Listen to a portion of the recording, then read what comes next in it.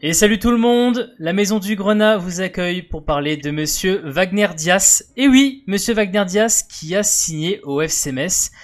Une nouvelle, on peut le dire un peu surprenante quand même sur le papier, mais il y a quelques éléments quand même assez intéressants sur le cas du joueur. On va évidemment parler en long et en large de toutes les informations sur son arrivée et sur les conséquences de son arrivée. Pour ce faire, j'ai monsieur Grenat Forever qui est avec moi. Comment vas-tu, Grenat Forever ? Bonsoir Monsieur Socket. Bah écoute, moi ça va, hein. Tout va bien en ce moment au FC Metz, donc je ne me porte que bien. Tu te portes que bien, tu n'es pas le seul, hein. Beaucoup de personnes sont très heureuses de cette arrivée-là, et c'est pour ça qu'on s'est dit, il faut qu'on en parle, hein. Il y a beaucoup de choses à dire. Avant de commencer, n'oubliez pas évidemment si vous pouvez nous soutenir, hein, vous pouvez lâcher un petit abonnement, hein, vous cliquez sur le bouton s'abonner en dessous de la vidéo, aimez la vidéo, hein, vous mettez le petit bouton like et nous dire en commentaire ce que vous avez pensé de cette annonce, de cette arrivée de Wagner Diaz, qui, on peut le dire, Grenat Forever, et on va expliquer les raisons après, suscite beaucoup de réactions, et pas seulement qu'à Metz. Hein.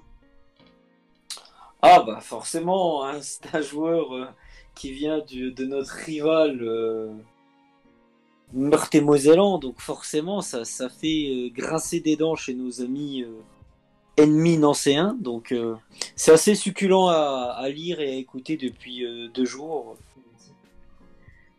Évidemment. Et surtout, alors on va aller dans le détail, hein, parce que il faut voir, c'est tout d'abord Grenat Forever, je dirais, parlons de qui est Wagner Diaz. Parce que on est tous un peu, voilà, certains le découvrent, hein, certains l'ont déjà vu, effectivement, comme tu l'as dit, à Nancy quand il était prêté là-bas. Donc évidemment vous avez toutes les informations avec notamment voilà, il est capverdien, alors ça rappelle évidemment un certain capverdien que nous avons eu, Grenat Forever, qui est pas resté très longtemps d'ailleurs, hein, un certain monsieur Montero, hein, qui une demi-saison seulement. Une demi-saison effectivement, hein, donc voilà, il est capverdien, poste alors essentiellement ailier droit, même si on l'a retrouvé notamment à Nancy quelquefois à être l'avant-centre, hein, qui est, on peut le dire, Grenat Forever un peu inédit parce que c'est un joueur de petite taille, hein, 1m68, hein, on n'est pas sur, tu vois, un joueur de plus d'1m85, 86 comme on pouvait avoir avec un Habib Diallo ou avec un Ibrahim Magnan. Donc on est effectivement, pour reprendre les mots venant du FC Metz, un joueur de poche, hein, c'est ça qu'on peut dire. Hein. Clairement, hein. Typiquement le profil de ces ailiers ultra rapides, très bon techniquement, donc c'est intéressant. Ouais, alors c'est vrai que dans les autres infos concernant ce joueur-là, donc tu l'as bien précisé, il était à Nancy en prêt, mais il appartenait bien à Saint-Étienne. Ah mais ça c'est clairement, il n'a jamais appartenu à l'AS Nancy-Lorraine. Tout à fait. Plaise ou non à leurs supporters. Alors effectivement, et ça c'est important de le garder dans l'esprit parce que et là on va plus rentrer dans le transfert en lui-même. Les informations qui circulent un peu ici et là, et vous savez, c'est toujours des rumeurs, puisque généralement, officiellement, on n'a pas vraiment, je dirais, d'informations venant, comment dire, voilà, des clubs sur notamment le montant éventuel de tel ou tel transfert. Ce qu'on peut dire, c'est que selon les rumeurs sorties, le transfert se retourne de 3 millions d'euros, plus un intéressement en cas de revente. Donc ça c'est ce qui est sorti notamment du côté de certains médias supporters venant de Saint-Étienne. Durée du contrat, Grenat Forever, contrat de 4 ans jusqu'en 2024. Donc contrat longue durée. Hein. Ouais, c'est ça, pour un joueur qui a 24 ans. Donc on est effectivement pour voilà, un bon contrat pour ce jeune joueur au final. Bah, son premier gros contrat, hein, d'ailleurs. Hein, donc, Oui, parce qu'effectivement, tu l'as bien dit, Saint-Étienne. Alors Saint-Étienne, bon voilà, il est pour information, il est pas formé à Saint-Étienne. Hein, c'est quelqu'un qui a été formé au Portugal, hein, à Gil Vicente, hein, pour les Portugais. Et très rapidement, il avait été effectivement prêté à Nancy en janvier 2019. Lui qui était avec l'équipe B de Saint-Étienne. Donc c'est un joueur qui n'a jamais joué, si je me trompe pas, avec l'équipe 1 de Saint-Étienne. Hein. Donc c'est quelqu'un qui effectivement est assez intriguant quand on voit ce qu'il fait à Nancy, et surtout de se dire, Grenat Forever, ce joueur-là, on en est à un point où au niveau de ses performances, alors si on regarde notamment la saison dernière sur le papier, Bah, il joue peu, oui, parce que il est prolifique. Parce que quand tu fais une saison à 7 buts, on peut dire que tu es assez prolifique. Et surtout, que tu l'as très bien dit, peu de matchs. 15 matchs seulement avec Nancy la saison dernière en Ligue 2. Parce qu'il y a une vilaine blessure à la malléole qui l'handicap à partir du mois de décembre et qui fait qu'il n'a tout simplement plus fait aucun match depuis le mois de décembre. Et donc forcément quand tu vois ça, pour Nancy ça a été très embêtant de ne pas l'avoir sous la main. Et ce qu'on peut dire Grenade Forever, c'est que même pour nous au final, de se dire que le joueur arrive blessé, parce que c'était très bien dit je crois par lui-même, par Wagner Diaz lui-même, mais il est encore blessé. En tout cas il a encore une gêne. Il a encore une gêne, mais il peut jouer, c'est ce qu'il a dit. Il peut reprendre, mais il a toujours cette gêne à certains moments. Donc la prépa va aider, je pense. Il aura certainement un programme peut-être aménagé. Ouais. D'ailleurs, c'est marrant de voir que sa vidéo de présentation, on le voit comme par hasard faire des exercices, tu sais, au niveau des articulations sur les genoux, comme par hasard, tu vois. C'est pour ça que la prépa, ça va être bien pour lui. On a quand même presque 8 à 9 semaines de prépa, ça va être intéressant pour lui, pour se remettre sur pied vraiment à 100% pour le 23 août. Ouais, c'est sûr. Donc voilà, ce qu'on a un peu dit, c'est le prix, on a parlé de la durée du contrat, on a parlé aussi de la disponibilité du joueur, sur le fait que bon, il devrait être là, mais il était encore avec une petite gêne, donc normalement on devrait compter sur lui dès le début de la saison prochaine. Les postes également, on a fait un rapide topo là-dessus. C'était quand même quelque chose d'assez incroyable. On parlait de la concurrence notamment sur certains clubs. Le nom de Brest et d'Angers avait été évoqué, Grenade Forever. Surtout Brest, parce que Brest, on s'est rendu compte que ils étaient vraiment à la recherche active d'un ailier. Brest en avait plus besoin que nous. Hein. Bah oui, parce qu'effectivement, eux, ils ont eu beaucoup de départs et au final, ils ont pris la décision, on va dire, d'aller sur Honora. Donc c'était un peu la décision prise. Donc ça a laissé un peu le champ libre, je dirais, pour Wagner Diaz, et surtout pour permettre à Metz d'aller de manière plus sereine sur ce cas-là.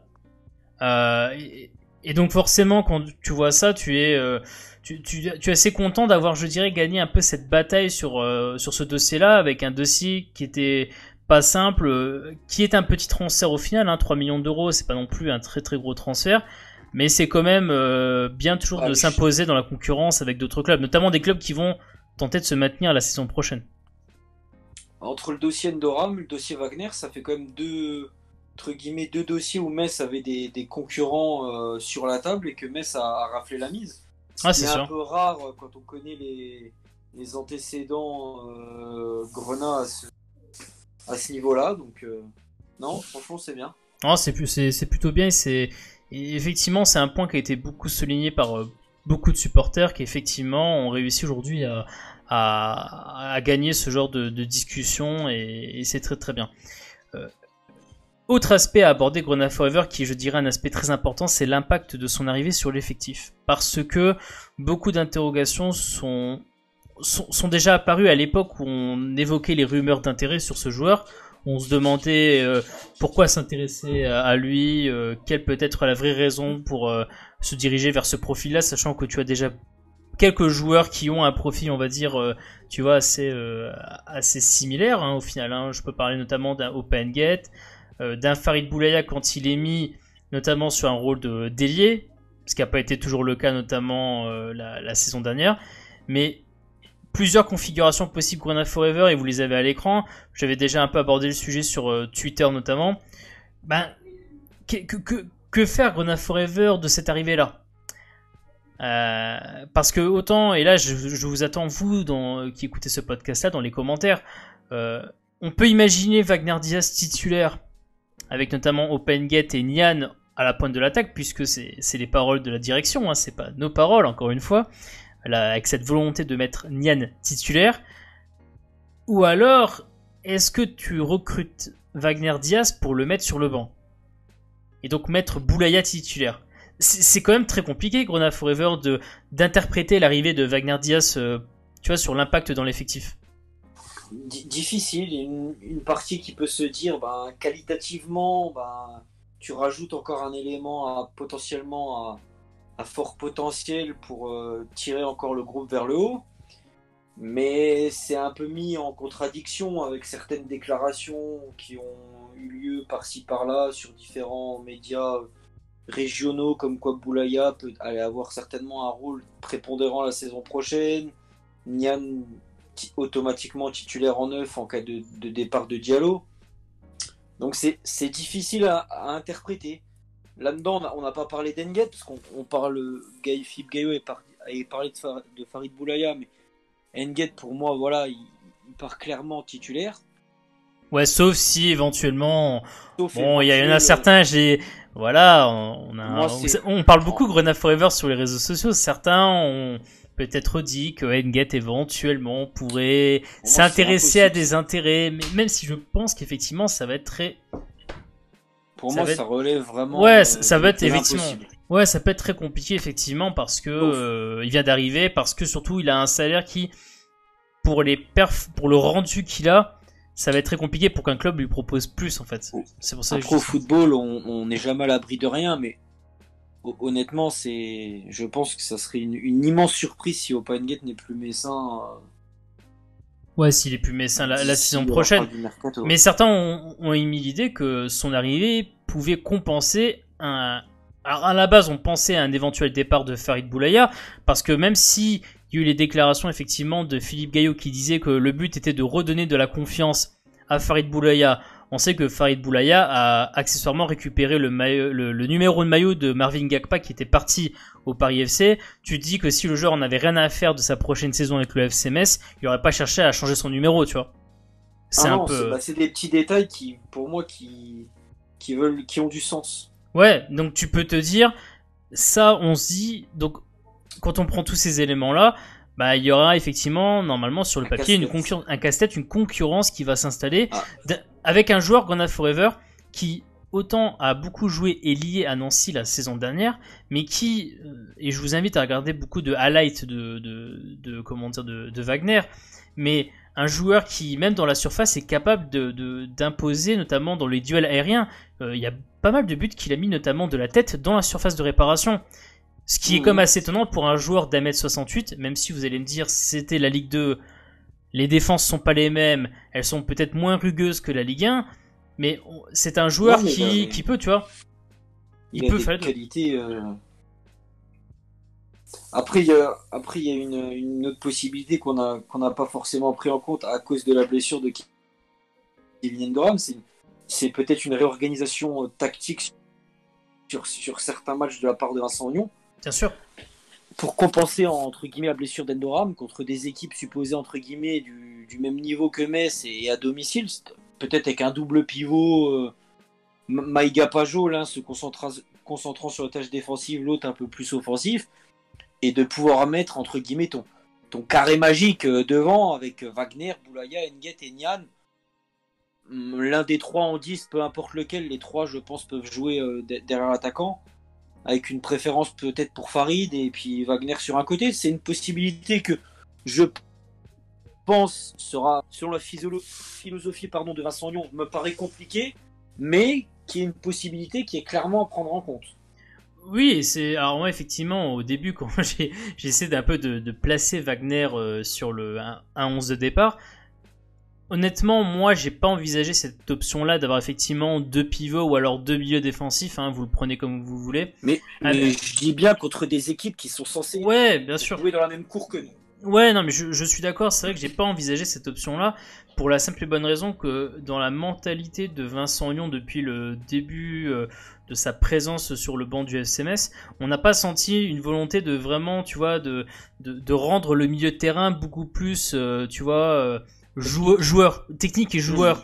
Et moi, j'avance très souvent ces matchs en exemple, pour moi, qui sont des matchs qui ont été vraiment, je dirais, des traumatismes, alors attention, hein, faut pas non plus trop exagérer le terme, mais des traumatismes un peu dans la saison, notamment la première partie de saison où tu as cette première mi-temps contre Strasbourg, où tu te fais démolir au milieu de terrain parce que tu as un milieu de terrain qui est assez poreux quand même, face au milieu de terrain adverse, et notamment, surtout, le match entier contre Angers, première partie de saison, ou alors ton milieu de terrain s'est fait démolir par rapport à la ligne, tu sais, la ligne de 4 milieux de terrain. Même à Bordeaux, bien sûr. Mais tu vois, la ligne de 4 milieux de terrain que tu avais face à Angers, qui a vraiment pris le poids sur ton milieu de terrain à toi, qui était très affaibli. Et tu vois, c'est ces traumatismes-là qui me font dire, je pense pas que Vincent Lyon veut vraiment affaiblir athlétiquement parlant et dans les duels, le milieu de terrain. Et donc je vois très mal effectivement l'apparition de ce carré magique, entre guillemets, un carré magique, avec Diaz, avec Wagner, Opa-Nguet, Boulaya et Nian. Après, ne pas oublier que ces matchs-là, Vincent Pajot n'était pas là et Abim Maïga était remplaçant. Enfin, c'est ce que certains m'ont effectivement dit. Ils m'ont dit, si les deux étaient là, peut-être que ça aurait été différent. C'est à prendre en compte. Bien sûr. Mais effectivement, c'est à prendre en compte. Encore une fois, la question est de savoir, est-ce que sur la base de ce qu'a vu Vincent Lyon la saison dernière, notamment en deuxième partie de saison, il y a une volonté d'aller toujours vers ce sens-là, tu vois, donc d'aller dans la continuité, ou est-ce qu'on veut vraiment faire un bouleversement, parce que de toi à moi, ça va faire très très longtemps qu'on n'a pas joué avec deux pivots, tu vois, même deux milieux défensifs. Ça fait très longtemps qu'on n'a pas vu ça à Metz, et ça serait un peu de l'aventure de totalement, je dirais, jeter à la poubelle ce que tu as fait depuis, en fait, la saison de Ligue 2 avec Frédéric Antonetti, tu vois, depuis ce moment-là. Non, mais de toute façon, la philosophie, c'est le 4-3-3 qui est imprégné maintenant ça va être la 3e saison que normalement on devrait repartir sur ce schéma. Mais après, sur certains matchs, j'ai envie de dire pourquoi pas. Ouais, bien sûr. Voilà, encore une fois, on revient à ce qu'on disait, Grenade Forever, tu sais, sur l'adaptabilité de Vincent Lyon par rapport à l'adversaire. Moi, il m'a épaté la saison dernière. Je suis plus à un épatement près. Attention, en deuxième partie de saison, on était épaté. La première partie de saison, l'adaptabilité était très très moyenne face à des adversaires qui, très souvent, jusqu'à l'heure de jeu, te mettaient à mal. Et donc, t'as raison, il peut adapter le système pour permettre à un Wagner de beaucoup mieux être mis en avant, parce que Wagner, on l'avait peut-être pas dit au début de ce podcast, Grenade Forever, c'est un joueur qui a à la fois peut avoir une présence dans la surface parce qu'il a su marquer notamment dans la surface, mais c'est aussi un joueur qui à l'extérieur de la surface, par un jeu de dribble très présent et aussi par une frappe, allez voir les frappes, il a un très très bon pied à l'extérieur de la surface, c'est quelqu'un qui peut être menaçant aussi bien tu vois, dans la surface, mais sur un côté, même un peu à l'extérieur de la surface, en amenant le ballon. Donc à voir comment ils vont adapter le système pour lui. Ou est-ce qu'ils veulent vraiment adapter le système pour lui, tu vois? Non, mais ça honnêtement, ça va vraiment être intéressant à suivre. Ouais, ça va donner encore plus de concurrence. Ouais, effectivement, ça va donner un point important sur l'aspect concurrence, même si on sait que pour notamment un Farid Boulaya, l'aspect concurrence a été peut-être l'une des principales raisons de son échec, je dirais, la saison dernière. Notamment, on avait déjà parlé, notamment dans une certaine vidéo, de l'arrivée d'un Nos Traoré qui a chamboulé le tout, aussi bien pour un Farid Boulaya que pour un Marvin Gakpa, qui d'ailleurs, dans une récente interview, a confirmé que les arrivées de joueurs au mercato avaient totalement basculé, tu vois, l'ordre des joueurs dans l'esprit du coach, et l'arrivée de Wagner peut avoir le même effet pour un Farid Boulaya, tu vois. Donc c'est effectivement à surveiller. Un autre point Grenade Forever, j'aimerais qu'on en discute, c'est notamment sur les propos de Wagner qu'il a porté à l'intention du républicain lorrain. Je sais pas si tu as vu cette vidéo-là où justement il y a une sorte d'interview qui s'est faite, et je pense que beaucoup d'entre vous ont vu cette interview-là, où on a parlé un peu, voilà, à la fois de son passé à Nancy, les quelques matchs qu'il a fait à Nancy, aussi de sa volonté de venir à Metz, et il a dit une chose intéressante, c'est qu'il a quand même dit, et moi c'est ce que je retiens principalement. Premièrement, il dit que, alors on peut l'interpréter comme vous voulez, mais il a dit oui, Metz c'est un peu le choix de mon agent. Ça me, entre guillemets, ça me choque pas. On voit tellement le joueur maintenant qui nous dit ça que... Ouais, mais ça, c'est très surprenant quand même, Grenade Forever, d'avoir un... En fait, si l'interview se sera arrêtée là, j'aurais peut-être réagi différemment. Mais étant donné que même pas 30 secondes après, il y a une explication qui est un peu contraire, je me dis que je l'interprète d'une autre manière. Oui, alors évidemment, vous doutez bien que vous avez pu le voir que voilà, Wagner ne s'exprime pas forcément dans un français qui est hyper clair, mais bon, il parle quand même bien français. Déjà, il parle plus français que Montero, hein, Moi, à la base. moi, quand il dit son agent voulait la mettre, je pense qu'il veut surtout dire son agent voulait l'envoyer je pense, dans un club de Ligue 1 et que ça soit à Metz ou à Saint-Etienne ou à Brest ou à Angers, il aurait eu certainement le même discours en fait. C'est ce que je pense également. Je sais que c'est ce que tu penses aussi. Hein. On en avait discuté quelques minutes après l'annonce de son arrivée en off. Mais on s'était dit effectivement, c'est vrai qu'avoir un peu ce double discours de dire d'un côté je veux pas forcément, enfin c'est pas mon choix personnel d'aller à Metz. De l'autre côté de dire aussi que voilà, mais que l'objectif avant tout c'était de jouer en Ligue 1. Peu importe on dirait le club, tant que je joue en Ligue 1 c'était le plus important. Mais certains ont ressenti Groundhog Forever et on peut les comprendre. Hein. Certains ont ressenti un peu une mentalité, tu vois, en gros, Metz, c'est un peu mon club opportuniste, tu vois, genre je vais là-bas, mais tu vois, j'ai pas forcément comment dire, je porte pas forcément Metz dans mon cœur à ce moment-là. C'est un peu exagéré ce que je dis encore une fois, mais t'as l'impression qu'en gros c'est juste une opportunité qu'il saisit, tu vois, Metz. Quand tu vois ça, je l'ai pas pris comme ça, moi. Ouais, je sais que tu l'as pas pris comme ça, mais certains, en tout cas, parce que je l'ai vu, hein, certains ont un peu senti. Légitime, hein. J'arrive à les comprendre aussi, hein, mais. Ouais, même si effectivement tout ce qui est l'amour du club, bon, bah vous savez, ça c'est un ancien temps. Bah, c'est illusoire ça.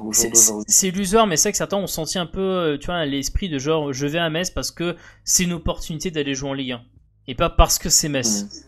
Et ça peut être, tu vois, mal interprété par certaines personnes. Qui plus est, et ça il faut le dire, pour un joueur qui était dans une situation un peu compliquée, parce que Saint-Etienne, comme vous savez, était vendeur, parce que Saint-Etienne a beaucoup de problèmes financiers. Ouais, beaucoup de problèmes financiers, donc la perspective de vendre un joueur qui plus est ne s'était pas imposé à Saint-Etienne, voilà. Ils ont senti en plus qu'il y avait de l'intérêt venant de Metz, de Brest, mais aussi notamment, je crois, d'Angers qui avait été cité. Ils avaient donc une volonté de le vendre et que, entre guillemets, ils aient accepté l'offre la plus alléchante pour eux, tu vois. C'est un peu normal que Saint-Etienne ait cette vision-là.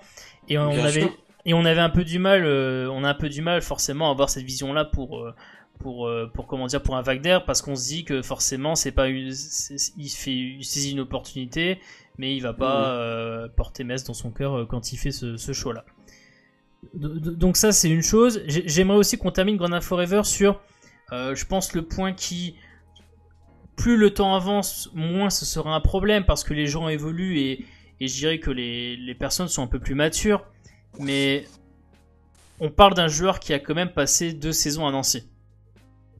Je sais très bien que beaucoup de personnes qui viennent de la vieille école sont un peu en mode, mais non, enfin, c'est terrible, il vient de Nancy, c'est affreux. Paradoxalement, autant sur Ukidja, je trouve qu'on avait été beaucoup à déplorer qu'ils viennent de Strasbourg, et surtout moi, toi, premier, au surtout final, toi, oui. J'ai fait mon mea culpa, mais autant là sur Wagner, j'ai l'impression que côté Messin, tout le monde était content en fait de sa venue. J'ai vu personne dire ah merde, c'est un ancien, faut pas qu'il vienne. En fait, tout le monde a jugé sur les qualités footballistiques du joueur et non pas sur le fait qu'il vienne d'un club rival. Après, j'ai l'impression que même les mentalités à Metz des supporters commencent à changer. Ouais. Oui, et puis d'ailleurs ça a été très bien dit par le président Bernard Serin, hein, qui a dit mais attendez, c'est pas le premier joueur qui passe par Nancy qui vient à Metz, quoi. Tu vois, c'est pas quelque chose de nouveau. Mais c'est vrai que beaucoup de personnes se sont un peu, je dirais, cachées derrière l'idée de, déjà pour commencer, il appartient pas à Nancy. Ah bah non, mais puis il l'a dit en plus. Même s'il a passé 2 saisons à Nancy, il n'appartient pas à Nancy, donc à partir de ce moment-là, c'est pas pareil que s'il appartenait à Nancy. Bon, après certains avaient effectivement mis en avant, et notamment du côté des supporters de Nancy, parce que vous vous doutez bien que quand les supporters de Nancy ont appris que il y avait un intérêt de Metz pour Wagner, beaucoup ont sorti notamment les propos de Wagner qu'il avait tenu lors d'un derby, enfin la veille d'un derby entre Metz et Nancy, où on lui avait posé la question, est-ce qu'un jour vous pourrez aller à Metz? Il avait dit non, ça c'est sûr. beaucoup avaient ressorti ça en disant, vous voyez, il trahira jamais entre guillemets l'esprit des supporters de Nancy, il ira jamais chez le rival direct, tout ça. Il est obligé de dire ça. Oui, c'est exactement ce qu'avaient dit certains, notamment sur le Graolimac. Certains avaient dit que c'était tout simplement voilà dans le contexte d'un derby et que ils pouvaient pas répondre autre chose que ça. Et certains justement en prenant tous ces éléments-là disaient il peut pas aller à Metz de toute façon. Et certains Messins à cette époque-là disaient ouais ce mec-là de toute façon on le verra jamais à Metz. Voilà. Mais tu as très bien dit, les mentalités ont un peu évolué et au final les seuls qui ressentent, je dirais, de l'amertume quant à cette arrivée-là, on constate que c'est que les supporters de Nancy au final. Même pas chez nous, tu vois. C'était un peu, c'était quand même leur coqueluche. Ils leur sauvent les miches là. Bien sûr. Il y a 1 an et demi, alors que Nancy était au fond du gouffre à la trêve, et il arrive à la trêve, il fait une deuxième partie de saison qui est incroyable pour eux. Cette saison qui vient de se terminer, où il met quand même 7 buts en 15 matchs, hein, il met un but tous les 2 matchs, le monsieur. Hein, c'est pas, c'est dans le maintien très difficile de Nancy la saison dernière, parce que c'était un maintien qui a été très très très compliqué. Il est très important, notamment il essaie de maintenir Nancy à flot la première partie de saison, quoi. Tu vois, et donc ça a été un joueur qui a été très important pour eux, et forcément eux voir ça. Voilà, après c'est le jeu des supporters, hein, le chambrage, vous le connaissez. C'était à prévoir de toute façon que ça allait partir comme ça. C'est de bonne guerre. C'est de bonne guerre, mais c'est vrai que nous à Metz, et surtout toi et moi, Grenade Forever, on est très à recul à ce niveau-là. On a considéré que voilà le gars était là pour apporter quelque chose au club, comme un Vincent Ognon qui avait pourtant entraîné le club. On s'en souvient qu'au début, quand il est arrivé, Vincent Ognon, Grenade Forever, hein, beaucoup pensaient que c'était un peu l'agent double, hein, venant de Nancy. Encore l'année dernière, bien quand sûr. Ça allait mal. Première partie de saison, certains disaient que c'était le premier argument qui ressortait, c'était il est venu là pour couler le club. C'est ça, c'était un peu l'agent double venant de Nancy qui allait nous torpiller entre guillemets. Et là, c'est vrai que c'est bien de voir que les supporters ont pas du tout la même idée venant de Wagner. Et c'est super parce que ça met tout de suite une pression de moins sur Wagner, surtout. Ah bah clairement. Il a pas la pression du mec qui vient de Nancy entre guillemets et ça va être déjà très compliqué pour lui parce qu'il est dans une concurrence qui va être assez intéressante à observer de vue de l'extérieur, hein.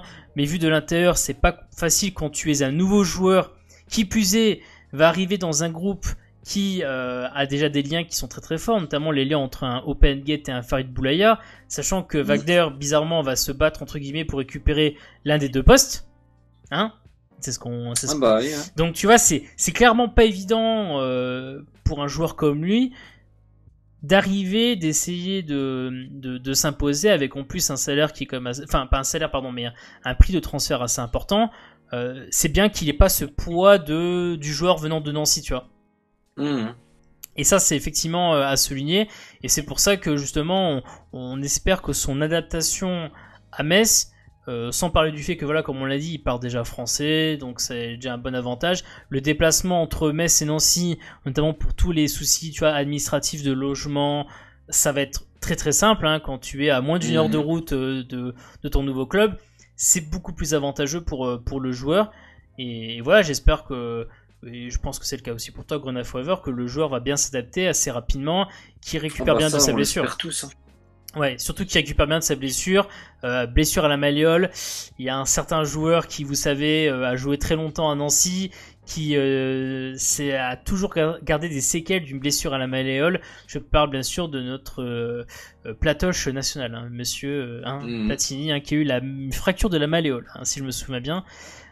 Donc on espère que cette blessure à la malléole va se résorber rapidement pour Dias, pour Wagner Dias, et qui va lui permettre de porter le FC Metz pour la prochaine saison 2020-2021. N'est-ce pas, Grenade Forever?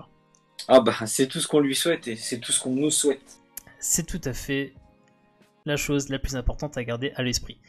Grenade Forever, merci beaucoup d'avoir participé à ce podcast sur l'arrivée de Wagner Dias.